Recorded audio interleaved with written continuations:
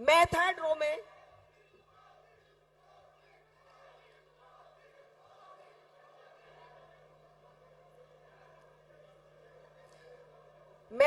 में बैठे अपने सीनियर लीडर्स को आमंत्रित करती हूं कि वो आए और हमारे आदरणीय प्रधानमंत्री श्री नरेंद्र मोदी जी को कश्मीरी समावार देकर इस्तकबाल करें। जोरदार तालियों के साथ में, तालियों की आवाज आती रहना चाहिए। जोरदार स्वागत।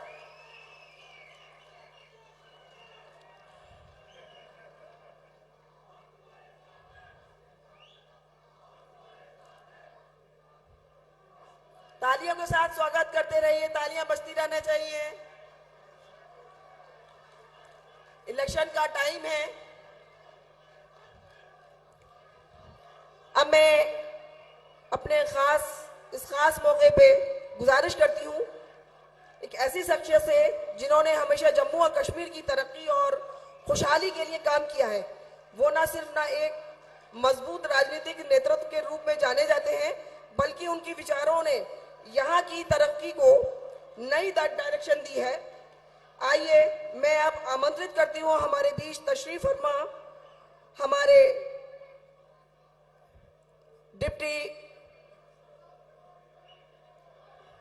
उप मुख्यमंत्री डॉक्टर निर्मल सिंह जी वो आए और अपने खुसूसी कुछ प्रधानमंत्री जी श्री नरेंद्र मोदी जी के स्वागत में अपने विचार पेश करें।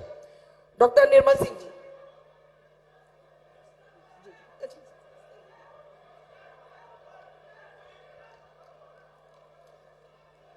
बहुत बहुत शुक्रिया डॉक्टर साहब। मंच पर आसीन दुनिया के सबसे लोकप्रिय नेता हमारे आदरणीय प्रधानमंत्री श्रद्धेय नरेंद्र भाई मोदी जी, मंच पर उपस्थित कश्मीर घाटी के भारतीय जनता पार्टी के सभी उम्मीदवार, अन्य सीनियर नेता और मेरे सामने बैठी कश्मीर घाटी के कोने कोने से आई बहुत बड़ी तादाद में हमारे भाई और बहनों, मैं सबसे पहले प्रधानमंत्री जी का आभार प्रकट करना चाहूंगा, शुक्रिया अदा करना चाहूंगा कि उन्होंने जम्मू कश्मीर भारतीय जनता पार्टी के निमंत्रण को स्वीकार करके इन विधानसभा चुनावों में कश्मीर में आके हम लोगों को आशीर्वाद देने का स्वीकार किया और हमारा मार्गदर्शन करने का स्वीकार किया। भाई और बहनों, मैं ये बताना चाहूंगा कि सिर्फ 2024 में प्रधानमंत्री जी का यह तीसरा दौरा है। पहले वो मार्च में आए, फिर 21 जून को जब योगा डे था तब आए, और हमें मालूम है कि तब हजारों करोड़ रुपए के जो डेवलपमेंट प्रोजेक्ट्स थे उनकी सौगात जम्मू कश्मीर को मिली, कश्मीर को मिली। मैं प्रधानमंत्री जी का धन्यवाद करना चाहूंगा। भाई और बहनों, यह प्रधानमंत्री जी का पहला राजनीतिक दौरा है और यह दौरा और भी ज्यादा महत्वपूर्ण हो जाता है कि आप जब जम्मू कश्मीर में भारतीय जनता पार्टी अपने बलबूते के ऊपर सरकार बनाने का हमने तय किया है और उस समय आप हमें आशीर्वाद देने के लिए आए हैं, तो पिछले 76 सालों में यहां अलगाववाद के कारण, यहां 30 सालों में उग्रवाद के कारण जो जम्मू कश्मीर में अफरा तफरी हुई, जहां खून बहा, उस जम्मू कश्मीर को फिर से तरक्की, तामीर, अमन शांति के रास्ते पर लाने के लिए केंद्र में प्रधानमंत्री नरेंद्र भाई मोदी जी के नेतृत्व वाली सरकार और जम्मू कश्मीर में आने वाले समय में बनने वाली सरकार, ये डबल इंजन की सरकार ही इसको जो है तरक्की और तामीर, रोजगार के रास्ते पर ला सकती है। भाई और बहनों, अगर देश में सबसे ज्यादा बोलने वाला जो नारा है वो है मोदी है तो मुमकिन है। भाइयों और बहनों, ये नारा जम्मू कश्मीर में बहुत ही सटीक तौर पर जो है मुमकिन हो पाया है। हमने कभी सोचा नहीं था, सपने में भी नहीं सोचा था कि जम्मू कश्मीर में यहां पर 75% उग्रवाद की घटनाओं में कमी आएगी। हमारे बच्चे बच्चियां स्कूल में कॉलेज में बेखौफ जाएंगे। यहां पर कोई बंद की काल नहीं होगी और बाजार खुले रहेंगे। जम्मू कश्मीर में वीडीसी, डीडीसी और पंचायत के इलेक्शन होंगे और नई लीडरशिप उभरेगी। 60% के लगभग लोग लोकसभा में चुनाव जो है वोट डालेंगे और कल साउथ कश्मीर में आपने देखा बहुत बड़ी उत्साह के साथ लगभग 60% से ऊपर लोगों ने वोट डाले और सिर्फ 2023 में 2.25 करोड़ टूरिस्ट यहां पर आएंगे।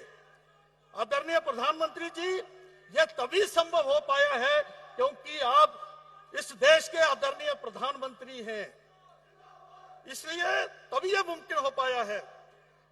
आपका जो लक्ष्य है सबका साथ, सबका विकास, सबका विश्वास और सबका प्रयास, अगर ये कहीं जो है यहां पर जो है संभव हो पाया तो जम्मू कश्मीर में संभव हो पाया है।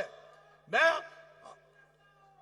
आपके बीच में और लोगों के बीच में ज्यादा देर नहीं रुकता हुआ मैं आपसे एक बार फिर आपका आभार प्रकट करना चाहूंगा कि आप इस लुटे पुटे जम्मू कश्मीर को, उजड़े जम्मू कश्मीर को जिस प्रकार से आप जो है तरक्की तामीर के ऊपर ला रहे हैं, आपका हमेशा हमें आशीर्वाद जो है मिलता रहेगा। यही इन्हीं शब्दों के साथ मैं आपका बहुत बहुत आभार प्रकट करता हूं, आपको खुशामदीद कहता हूं। बहुत बहुत धन्यवाद।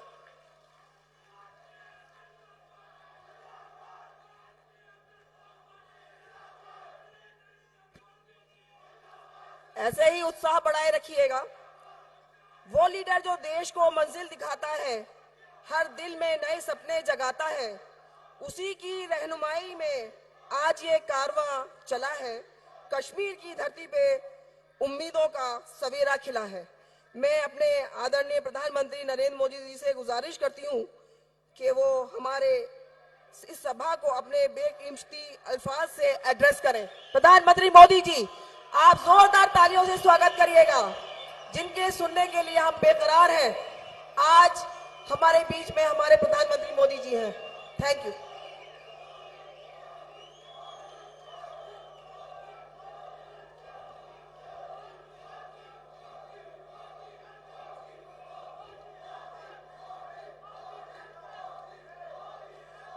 म्यानिन सारने कशीर बायंता बैनन चूम्योन सेठा सेठा नमस्कार। क्या हाल चाल छो? आज इतनी बड़ी तादाद में आप आए हैं। नौजवानों का ये जुस्सा, बुजुर्गों के आंखों में शांति का संदेश और इतनी बड़ी मात्रा में माताएं बहनें, ये नया कश्मीर है।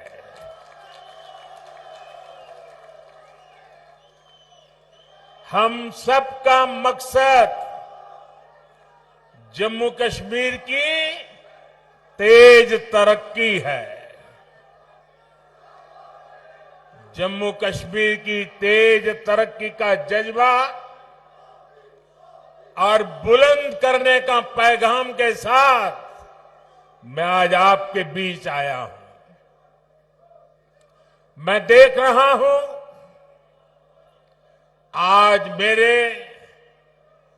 कश्मीर के भाई बहन खुशामदीद पीएम कह रहे हैं। मैं भी तो तहे दिल से उनका शुक्रिया अदा करता हूं। साथियों, जम्मू कश्मीर में इस वक्त जमहूरियत का त्योहार चल रहा है।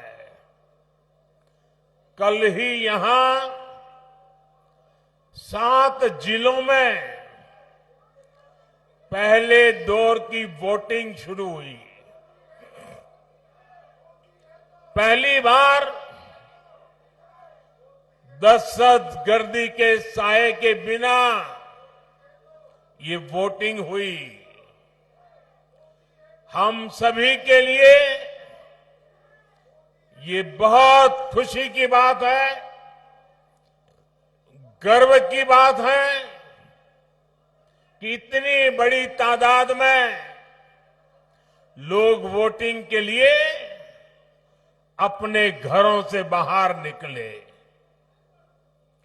युवा हो, महिलाएं हो, बुजुर्ग हो, सभी ने खुले मन से वोटिंग की।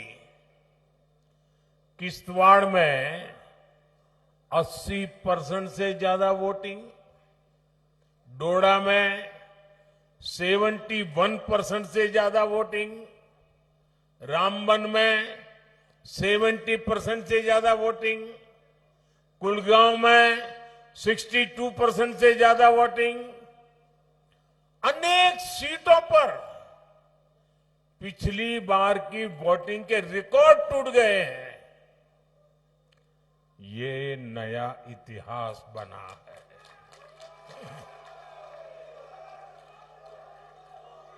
ये नया इतिहास आपने रचा है। ये नया इतिहास जम्मू कश्मीर के लोगों ने रचा है। ये दिखाता है कि जम्मू कश्मीर के लोगों की एस्पिरेशंस नई ऊंचाई पर है।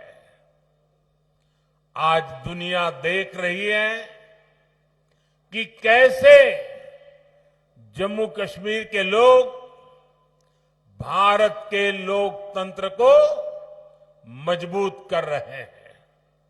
इसके लिए मैं जम्मू कश्मीर की आवाम को मुबारकबाद देता हूं।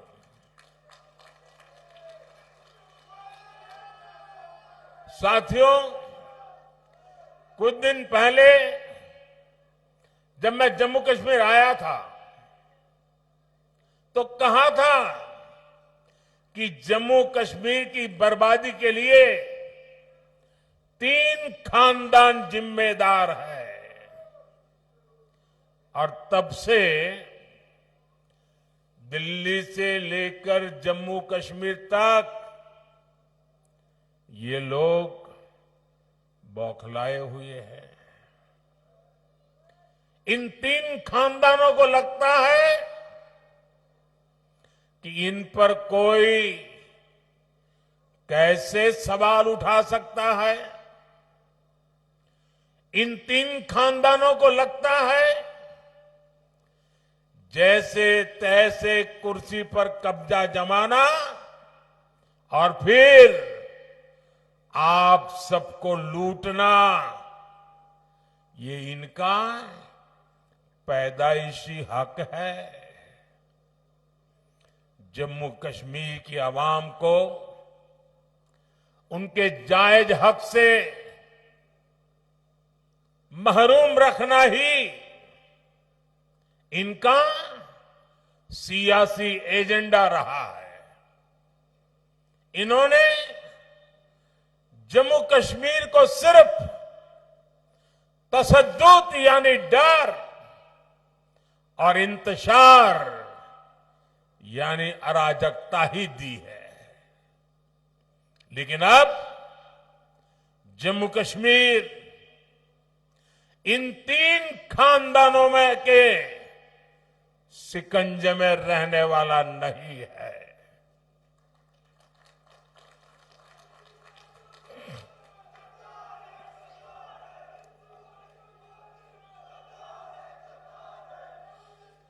अब यहां का हमारा नौजवान इनको चैलेंज कर रहा है। जिन नौजवानों को इन्होंने आगे नहीं बढ़ने दिया,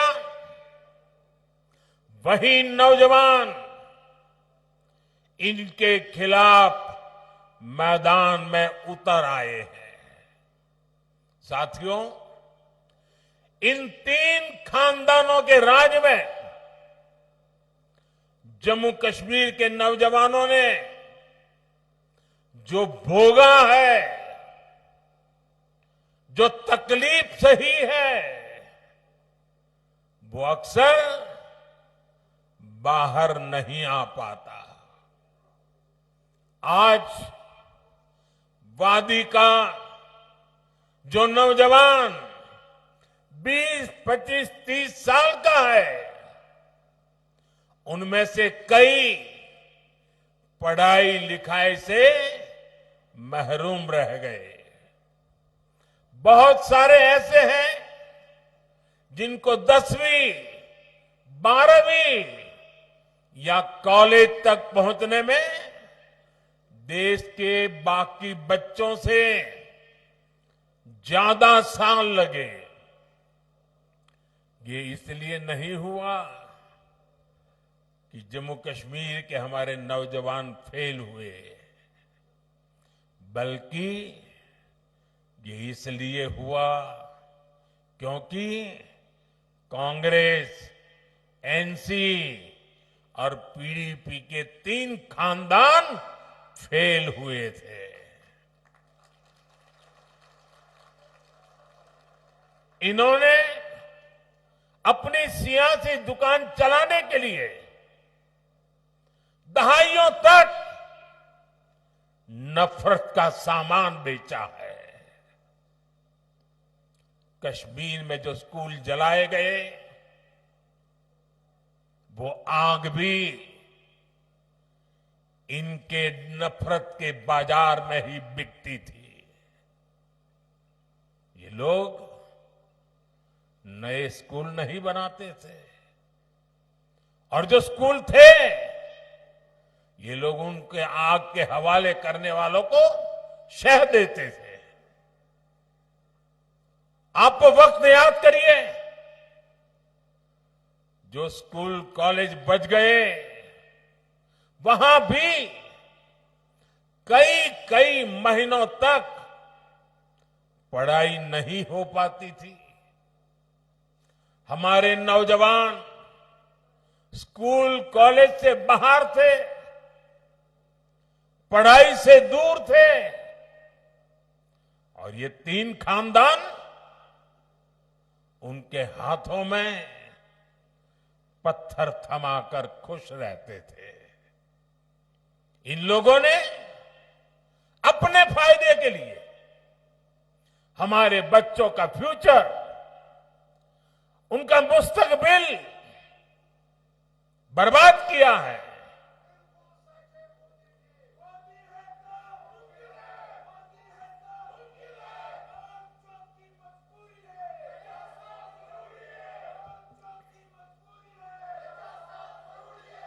साथियों, जम्मू कश्मीर को टेरर से, दहशतगर्दी से आजाद कराना, जम्मू कश्मीर के खिलाफ साजिश करने वाली हर ताकत को हराना, यहां के नौजवानों को यहीं पर रोजगार के मौके दिलाना, ये मोदी का इरादा है, मोदी का वादा है। हमारी एक और पीढ़ी को, एक और नस्ल को इन 3 खानदानों के हाथों में तबाह नहीं होने दूंगा। इसलिए यहां अमन की बहाली के लिए मैं पूरी ईमानदारी से जुटा हूं। आज देखिए, पूरे जम्मू कश्मीर में स्कूल कॉलेज आराम से चल रहे हैं। बच्चों के हाथ में पत्थर नहीं बल्कि पेन है, किताबें हैं, लैपटॉप है।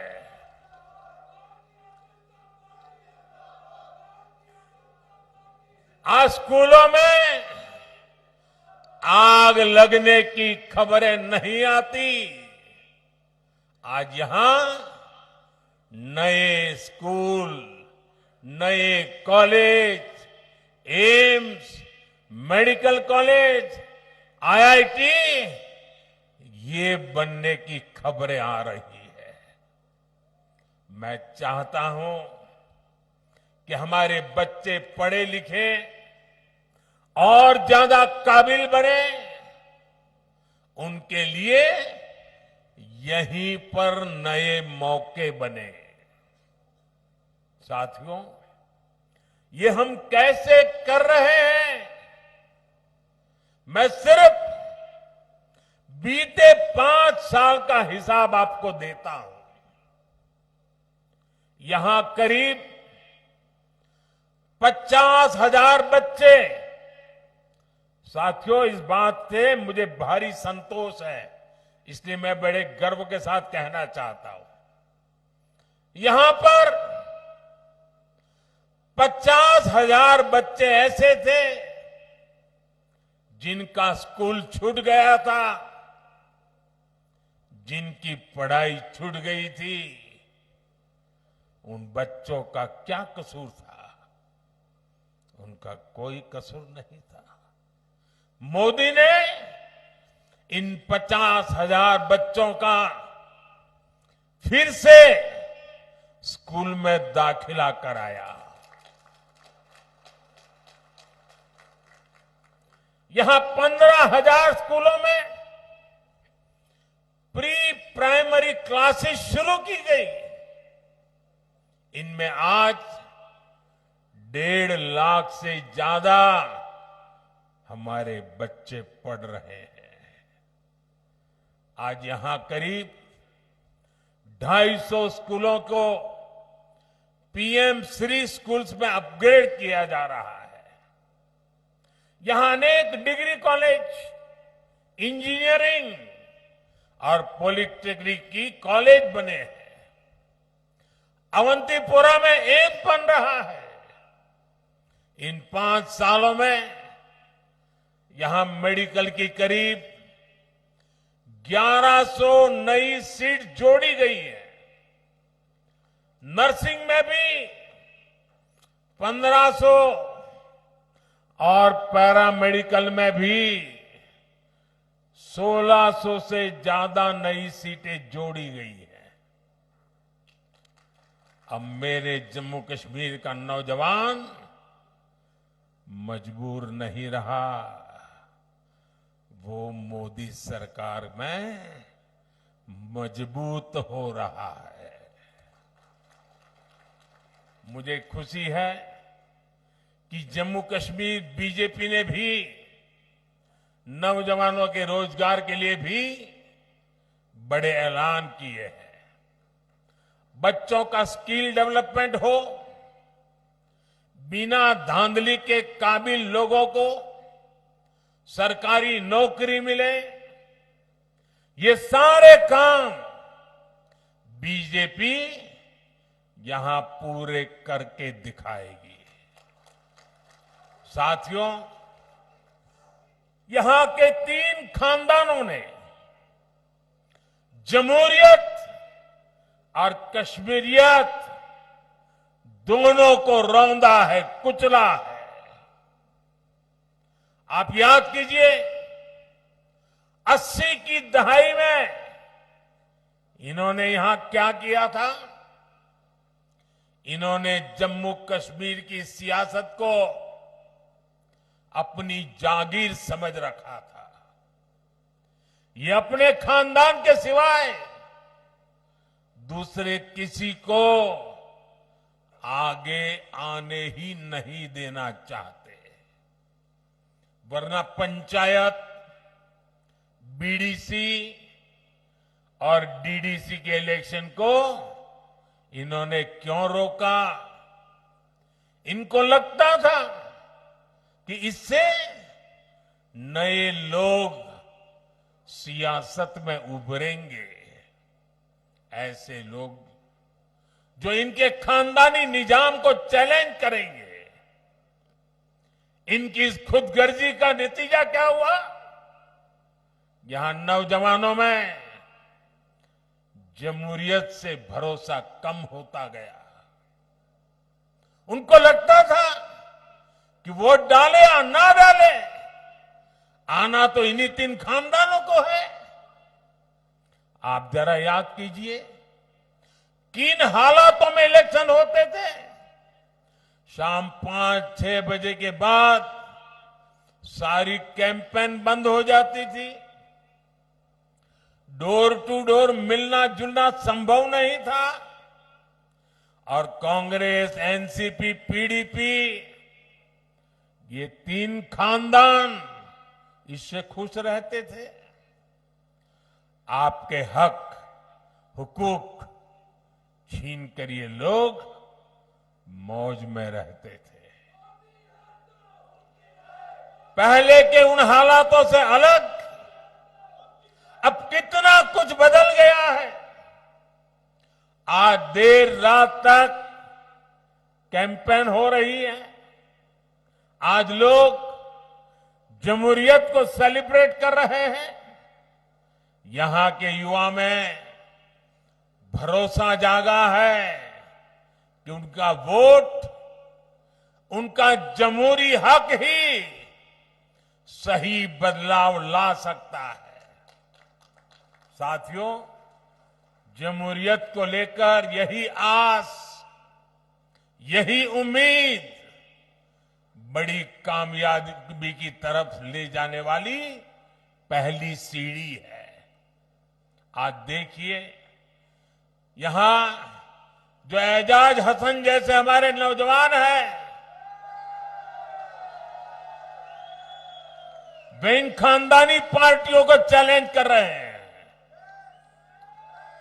और जब ये लोग एजाज हसन जैसे नौजवानों को गालियां देते हैं, तब साफ होता है कि ग्रास रूट डेमोक्रेसी से ये 3 खानदान कितने डरे हुए हैं। साथियों, यहां पवित्र हजरत बल है, चरारे शरीफ है, जामिया मस्जिद है, ख्वाजा नक्शबंद साहिब दरगाह जैसे स्थान है, यहां शंकराचार्य मंदिर है, ज्येष्ठा माता बसी है, खीर भवानी है। इन 3 खानदानों के राज में हमारी ये पवित्र जगह भी महफूज नहीं थी। बीते दशकों में यहां फिल्मों की शूटिंग बंद हो गई थी। यहां सिनेमा हॉल पर भी ताला लग गया था। एक दौर था जब लाल चौक पर आना, यहां तिरंगा फहराना जान जोखिम में डालने वाला काम था। बरसों तक यहां लोग लाल चौक में आने से डरते थे, लेकिन अब तस्वीर बदल गई है। श्रीनगर के बाजारों में अब ईद और दिवाली दोनों की रौनक देखने को मिलती है। 3 दहाइयों के बाद अब जाकर यहां मुहर्रम का जुलूस निकल पाया है। अब लाल चौक बाजार में देर शाम तक चहल पहल रहती है। यहां बच्चे खेलते हैं। यहां देश दुनिया से रिकॉर्ड टूरिस्ट आ रहे हैं। रिक्शा हो, टैक्सी से लेकर दुकान, ढाबे और शिकारे वाले तक हर कोई शांति से अपनी रोजी रोटी कमा रहा है। यह अमनो अमान, ये साजगार, ये माहौल, ये काम किसने किया है?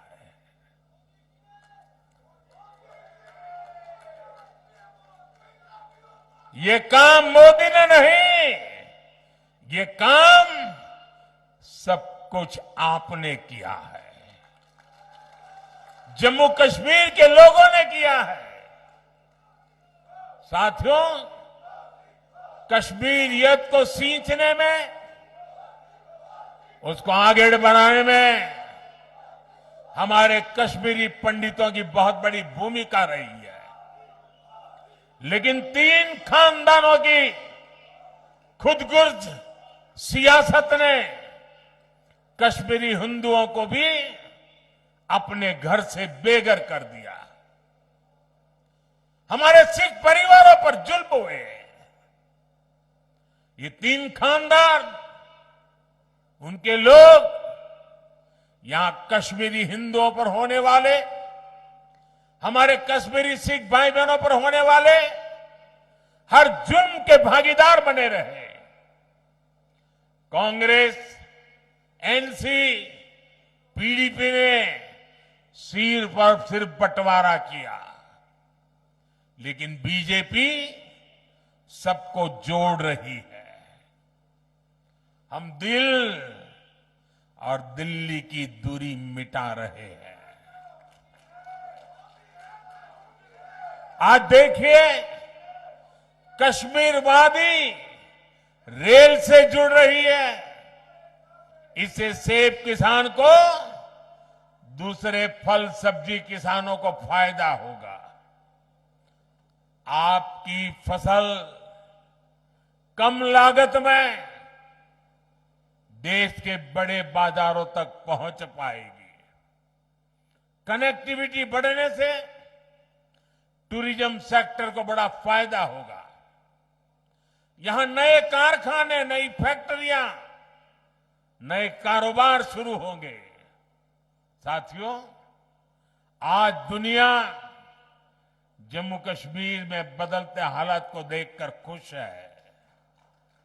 यहां G20 का इतना बड़ा इवेंट हुआ, दुनिया भर से लोग यहां आए। यहां जब स्पोर्ट्स कारों की रेस हुई, तब मैं देख रहा था कि यहां के लोग खुशियों से भरे हुए थे। आज खेलो इंडिया विंटर गेम्स यहां होते हैं, देश भर से खिलाड़ी यहां आते हैं। यहां इंटरनेशनल योगा डे, इसका सेलिब्रेशन होता है। यही तो कश्मीरियत है, जो बाहें फैलाकर सबको वेलकम करती है। लेकिन साथियों, ये खानदानी पार्टियां क्या कर रही हैं? ये कहती है ये वो पुराना दौर वापस लाना चाहते हैं। पिछले 35 सालों में कश्मीर करीब 3000 दिन बंद रहा। 35 साल में 3000 दिन बंद, यानी 35 साल में से 8 साल बंद में ही गुजर गए। जबकि पिछले 5 साल में 8 घंटे भी कश्मीर बंद नहीं हुआ। ये आपने किया है, ये आपका क्रेडिट है। अब आप मुझे बताइए, क्या आप चाहते हैं कि वो पुराने दिन फिर लौटे? क्या आप चाहते हैं कि फिर हड़तालें हो, फिर खून खराबा हो? क्या आप चाहते हैं कि फिर हमारी बेटियों के कमजोर तबके के हक मारे जाए? ये चाहते हैं कि फिर स्कूल जलाए जाए? ये चाहते हैं फिर सिनेमा हॉल बंद हो? ये चाहते हैं या फिर कारोबार ठप हो? ये चाहते हैं कि नौकरियों में फिर पहले जैसी धांधली हो। साथियों, जम्मू कश्मीर में हम सिर्फ और सिर्फ विकास को, तेज तरक्की पर फोकस करते हुए काम कर रहे हैं। आज यहां बच्चों के लिए प्लेग्राउंड बने हैं। ये नया हब्बा कदल पुल, नए रंग रूप में सामने आए जीरो ब्रिज और अब्दुल्ला ब्रिज, गांदरबल में वाइल्ड ब्रिज, डल लेक और झेलम के इर्द गिर्द की सुंदरता, श्रीनगर की सड़कों पर दौड़ती इलेक्ट्रिक बसें, चकाचक पोलो व्यू मार्केट, आज चारों तरफ जो ये नयापन आ रहा है, जो खूबसूरती बढ़ रही है, ये सारे काम पहले भी हो सकते थे, लेकिन आज जो ईंट, जो पत्थर आपके रोड, आपके घर, आपकी इमारत में बनाने में लग रहे हैं, उनसे पहले कुछ लोगों ने आलीशान महल बनते थे। साथियों, नेशनल कॉन्फ्रेंस, पीडीपी और कांग्रेस के पास बताने के लिए काम नहीं, सिर्फ और सिर्फ नाकामियां है, नाकामियां। इन लोगों ने कश्मीर को सिवाय बर्बादी के और कुछ नहीं दिया, जबकि बीजेपी गरीब, किसान, नौजवान और महिलाएं सबके लिए बहुत बड़े इरादों के साथ इलेक्शन में उतरे हैं। यहां बीजेपी सरकार बनेगी तो किसानों के खाते में 6,000 से बढ़ाकर 10,000 रुपये हर साल जमा होंगे। यहां बनने वाली बीजेपी सरकार हर परिवार की सबसे बुजुर्ग महिला के खाते में हर साल 18,000 रुपये जमा करेगी। आज जम्मू कश्मीर के हर परिवार के पास 5 लाख तक मुफ्त इलाज की सुविधा है। यहां बीजेपी सरकार बनी तो 7 लाख रुपए तक मुफ्त इलाज मिलेगा। बीते सालों में यहां गरीबों को हजारों घर मिले हैं। अब दिल्ली की केंद्र सरकार यहां 24 घंटे बिजली, और वो भी मुफ्त बिजली देने के लिए काम कर रही है।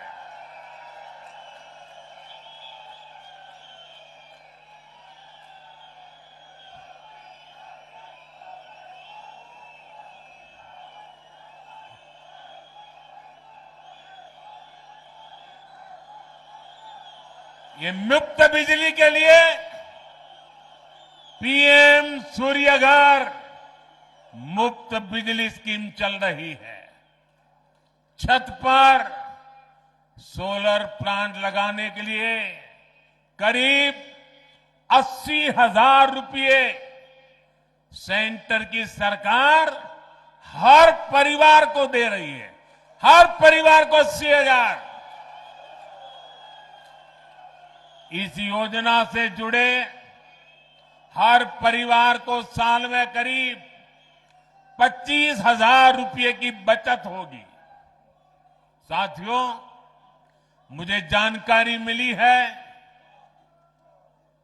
कि कश्मीर के गौरव, कश्मीर के पहले आईएएस अधिकारियों में से एक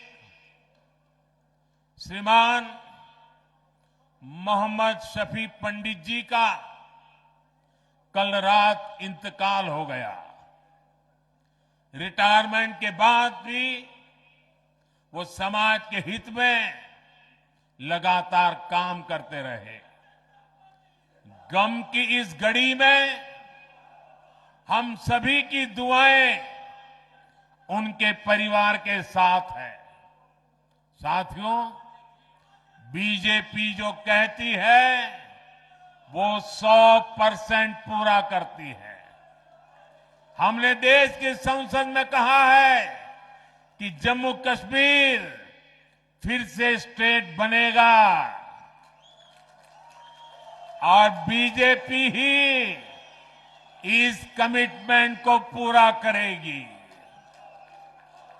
लिहाजा मेरी आपसे अपील है, 25 सितंबर को वोटिंग के सारे रिकॉर्ड टूटने चाहिए।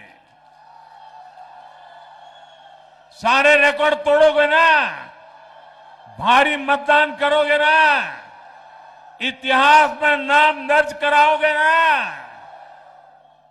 आप बीजेपी को जरूर मौका दें। बीजेपी के कैंडिडेट जमहूरियत के लिए, अमन के लिए, खुशहाली के लिए आपके बीच में है। जो उम्मीदवार है उनसे मेरी प्रार्थना है जरा आगे आ जाए, जो चुनाव लड़ रहे हैं।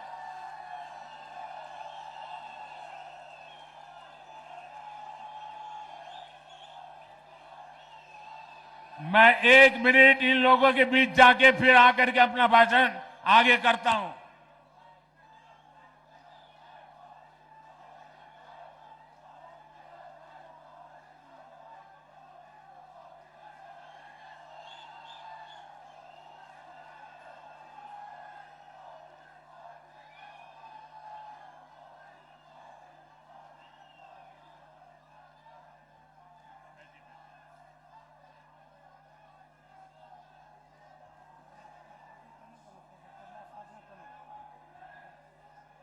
साथियों, आप यहां केसर उगाते हैं, जाफरान उगाते हैं। श्रीनगर को ट्यूलिप गार्डन के लिए भी जाना जाता है। कमल का फूल इस खूबसूरत गुलदस्ते की शान में 4 चांद ही लगाएगा। आप सभी यहां इतनी बड़ी तादाद में उत्साह उमंग के साथ जुड़े, मैं आप सभी का बहुत बहुत आभार व्यक्त करता हूं। भारत माता की, भारत माता की, भारत माता की बहुत बहुत धन्यवाद।